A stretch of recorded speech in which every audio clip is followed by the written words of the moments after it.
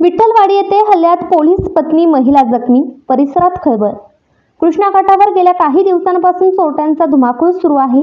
सर्वत्र संशय कल्लोळामुळे नागरिक भीतीच्या छायेत आहेत। अशातच आज सकाळी 8च्या दरम्यान घरात घुसून एका अज्ञात व्यक्तीकडून गळ्यातील दागिने ओढण्याचा प्रयत्न केला। सदर महिलेने प्रतिकार करताच हातातील हत्याराने डोक्यात हल्ला करण्यात आला। यामध्ये सदर महिला जखमी झाल्याची घटना समोर आली आहे। पोलीस पत्नी नम्रता अजित आवटे वय 30 असे जखमी महिलेचे नाव असून घटनेची माहिती समजताच पोलिसांनी घटनास्थळी धाव घेतली आहे। मध्यवस्तीत घडलेल्या घटनेमुळे परिसरात खळबळ उडाली आहे।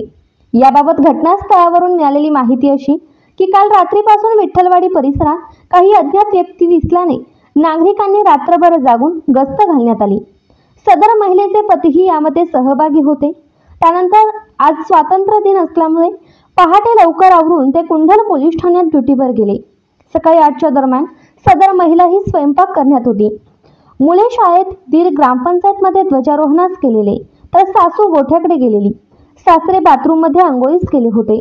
अशातच महिला एकटी असल्याचा फायदा घेत एक अज्ञात व्यक्ती तिच्या समोर उभा राहिली। तिने डोक्याला तोंडाला मास्क लावला होता, हातात ग्लोव्ज घातले होते।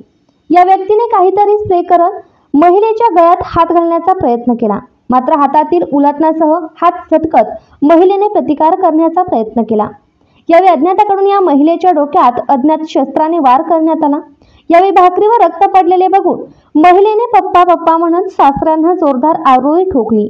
त्यामुळे सदर अज्ञात हल्लेखोराने तिथून पळ काढला। महिला बाजूच्या दाराकडे धावली। त्यानंतर आजूबाजूचे लोक जमा झाले। त्यांनी पोलिसांना वर्दी दिली। तसेच नागरिकांनी आजूबाजूला सदर हल्लेखोराचा शोध घेण्याचा प्रयत्न केला। सदर महिलेस पलूस येथील खासगी रुग्णालयात उपचार करून डिस्चार्ज देण्यात आले आहे।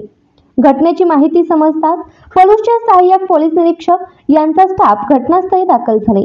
तसेच तासगाव उपविभागीय पोलीस अधिकारी यांनीही घटनास्थळी धाव घेत सदर महिलेची विचारपूस केली।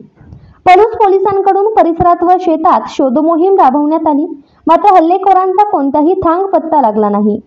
त्यामुळे नागरिकांनी सतर्क राहण्याचे पोलिसांनी आवाहन केले आहे।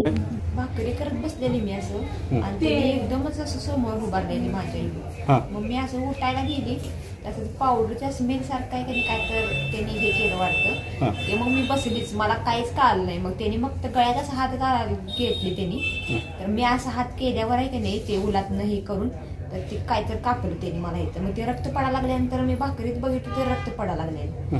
मग मी उठून आली इकडे आणि दरवाजा उघडला। मग इकडचा दरवाजा उघडा होता, मग त्या माणसानेच बहुतेक कडी घातलेली वाटतं। आणि तिकडे पण पप्पा पप्पा म्हणल्यावर आहे की नाही तो पण दरवाजा त्याने असं ढक्कला पुढं आणि तेवढं ते बाहेरच तिकडच्या साईडला पळून। काय गेलंय का तुमचं असं काय लक्षात होते? नाही तसं काही नाही, हात फक्त गळ्यातच घातलेला त्याने हात, तिथं काय आहे सगळं, बाकीच काय नाही, काय नाही, फक्त मारलंय तसं त्याने इकडं।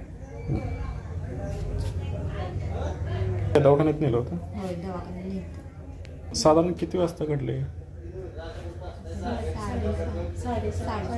8:30 वाजले।